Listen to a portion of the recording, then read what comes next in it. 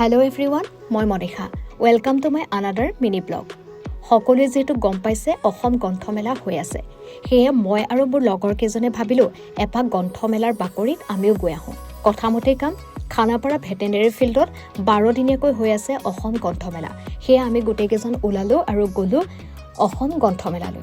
গ্ৰন্থমেলাত গৈ দেখিলো যে যোৱা বৰ্ষতকৈ এইবাৰ যথেষ্ট গ্ৰন্থপ্ৰেমী ৰাইজৰ ভিৰ হৈছে।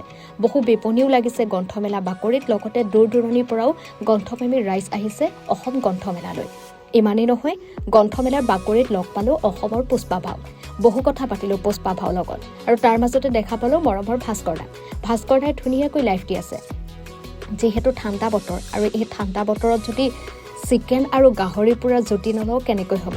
গতিকে আমি চিকেন আৰু গাহৰি পোৰা খালো আমি গোটেইকেইটাই। তাৰপিছত ঘূৰি আহিলো ৰুমলৈ। বাটত যিহে জাম পাইছো, জামৰ মাজে মাজে আহি ৰুম পালোহি। আজিলৈ ভিডিঅ'টো ইমানেই। শেষৰলৈকে চোৱাৰ বাবে সকলোকে ধন্যবাদ।